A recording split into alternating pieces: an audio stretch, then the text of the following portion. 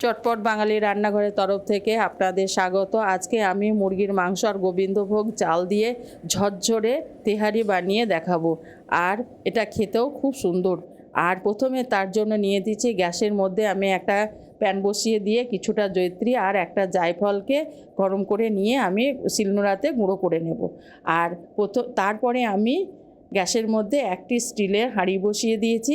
হাঁড়ির মধ্যে আমি সর্ষের তেল কিছুটা পরিমাণ দিয়ে নিলাম। সর্ষের তেলটা আমি গরম হতে দিয়েছি। এবার সর্ষের তেল আমার গরম হয়ে গেছে। এবার আমি এর সঙ্গে দিলাম 4টে তেজপাতা আর কিছুটা পরিমাণ গরম মশলা, যার মধ্যে আছে এলাচ, দারচিনি, লবঙ্গ আর কালো গোলমরিচ। এগুলো দেওয়ার পর আমি আবারও কিছুক্ষণের জন্য এগুলোকে ভেজে নেব।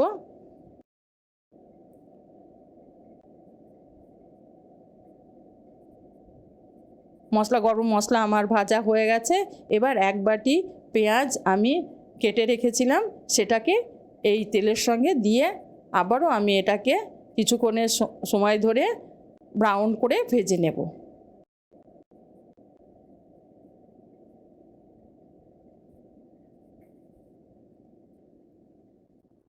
আমার পেঁয়াজগুলো ভাজা হয়ে গেছে।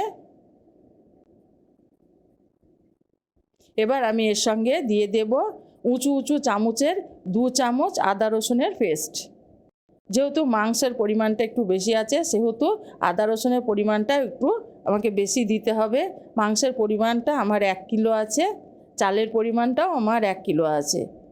এবার আমি এর সঙ্গে দিয়ে দেব কিছু গুঁড়ো মশলা, যার মধ্যে আছে 1 চামচ উঁচু করে ভাজা জিরে গুঁড়ো, 1 চামচ ধনে গুঁড়ো, আর আমি দিলাম কিছুটা পরিমাণ লঙ্কার গুঁড়ো, আর দেব আমি স্বাদ মতো লবণ। লবণটা দেওয়ার পর আমি আবারও সমস্ত মশলাগুলোকে ভালো করে কষিয়ে নেব।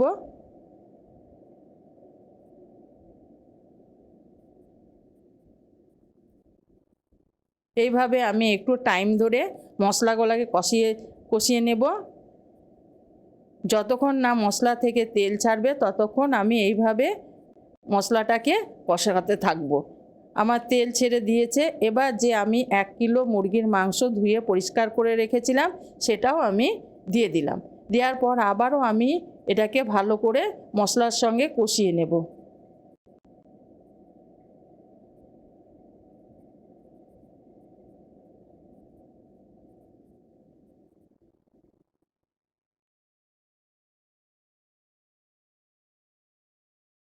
এবার এর সঙ্গে আমি দিয়ে দেব 4 চামচ টক দইকে আমি ফাটিয়ে রেখেছি, সেটাকে আমি দিয়ে দিলাম মাংসের মধ্যে।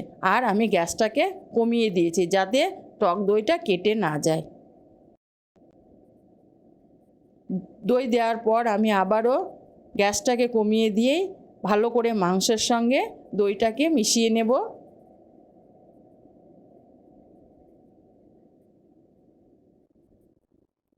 এবার যে আমি জয়িত্রী আর জায়ফলটা ভেজে গুঁড়ো করে রেখেছিলাম, সেটাও আমি 1 চামচ দিয়ে দিলাম। আর দিয়ে দেব 1 চামচ গরম মশলা। জয়িত্রী জায়ফলের গুঁড়ো আর গরম মশলা দেওয়ার পর আবারও আমি মাংসটাকে ভালো করে মিশিয়ে নেব। দই আর মশলার সঙ্গে ভালো করে মাংসটাকে আবারও মিশিয়ে নেব। এইভাবে বেশ কিছুক্ষণ ধরে আমি মাংসটাকে কষিয়ে নেব।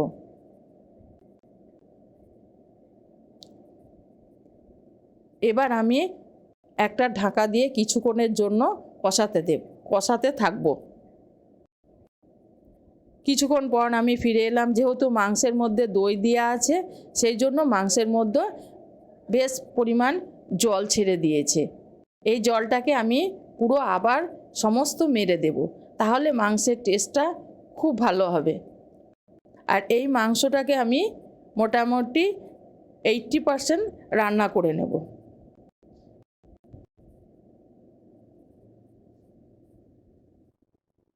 এইভাবে আমি কিছুক্ষণ ধরে মাংসটাকে কষিয়ে নেব।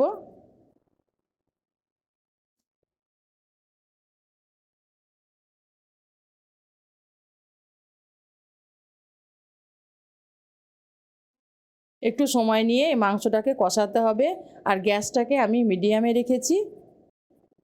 এবার আমি মাংসটা আমার কষানো হয়ে গেছে। এবার আমি মাংসগুলোকে আস্তে আস্তে উঠিয়ে নেব। আমি সম্পূর্ণ ঝোল উঠিয়ে নেব না, উপর উপর আমি মাংসটাকে উঠিয়ে নেব। এবার যে আমি চালটাকে ধুয়ে রেখেছিলাম সেটাকেও এই মাংসের ঝোলের মধ্যে দিয়ে দিলাম।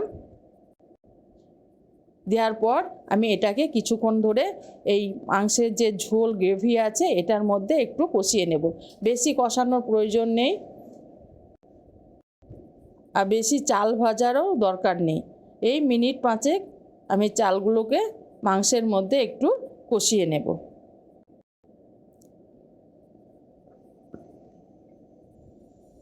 অন্যদিকে আমি একটা পাত্রের মধ্যে আমার 1 কিলো চাল আছে, সেই জন্য আমি 2 কিলো জলকে ফুটাতে দিয়েছি।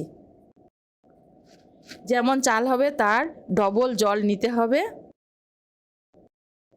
আমার চালগুলো মোটামুটি কষা হয়ে গেছে, খুব কষানোর প্রয়োজন নেই।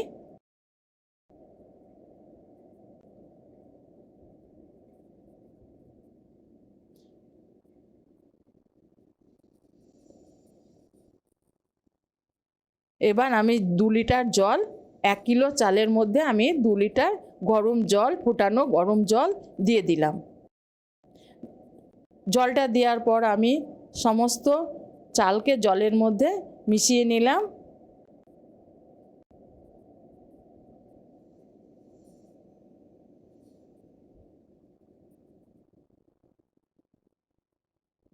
এবার আমি দেব 1 মুঠো কাঁচা লঙ্কা। লঙ্কাগুলো খুব বেশি ঝাল নেই বলে আমি 1 মুঠো নিয়েছি, আর লঙ্কাগুলোকে আমি মধ্যে মধ্যে ফাটিয়ে দিয়েছি। এবার জলের সঙ্গে লঙ্কাগুলোকে মিশিয়ে নিলাম, আর আমি এর সঙ্গে দিয়ে দেব 10 টাকাওয়ালা আমুল স্প্রের একটা প্যাকেট, পুরোটাকেই আমি এর সঙ্গে দিয়ে দিলাম।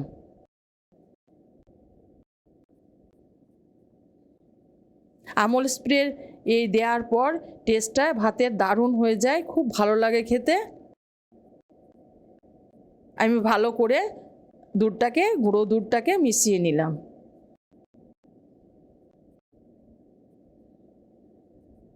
দুধটা দেওয়ার পর আমি এটাকে ঢাকা দিয়ে কিছুক্ষণের জন্য রান্না হতে দেব।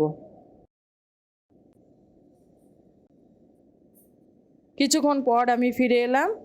আমার জল অনেক শুকিয়ে গেছে, টেনে নিয়েছে চালে।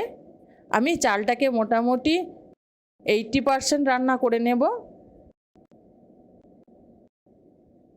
80% রান্না করার পর আমি এর সঙ্গে মাংস দেব। আমার চাল মোটামুটি 80% সেদ্ধ হওয়ার মতো হয়ে গেছে। আমি একটু নেড়ে নিলাম যাতে তলা ধরে না যায়। এবার যে আমার মাংসটাকে কষানো ছিল সেটাকেও আমি এর সঙ্গে দিয়ে দিলাম। এটা দেওয়ার পর আমি সমস্ত চাল আর মাংসগুলোকে একসঙ্গে মিশিয়ে নেব, আর গ্যাসটাকে আমি একদম স্লো করে দেব। যে আমার বাদবাকি 10-20 মিনিট মতো হতে বাকি আছে মাংস আর চাল, এটা আমার এই স্লো গ্যাসে হয়ে যাবে।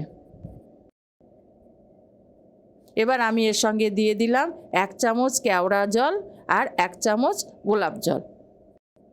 এটা দেওয়ার পর আমি আবারও সমস্ত মাংস আর ভাত আমি পুরো ভালো করে আবারও মাখিয়ে নিলাম। এবার গ্যাসটাকে আমি একদম কমিয়ে দিয়ে ঢাকা দিয়ে কিছুক্ষণের জন্য রাখবো। কিছুক্ষণ পর আমি ফিরে এলাম। আমার একটু জলাভাব এখনও আছে, আমি গ্যাসটাকে কমিয়েই রেখেছি। আবারও আমি তলটা নেড়ে দিলাম, উপর নিচ করে দিলাম যাতে তল ধরে না যায়।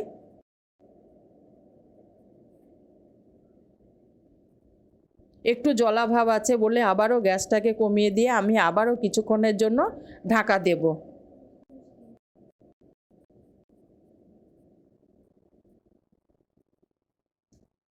এবার আমার তেহারি মোটামুটি ঝরঝরে হয়ে গেছে। যদি আমার ভিডিওটা ভালো লাগে তবে একটা লাইক করবেন আর সাবস্ক্রাইব করে চ্যানেলটির পাশে থাকবেন। আমার তেহারি রেডি হয়ে গেছে।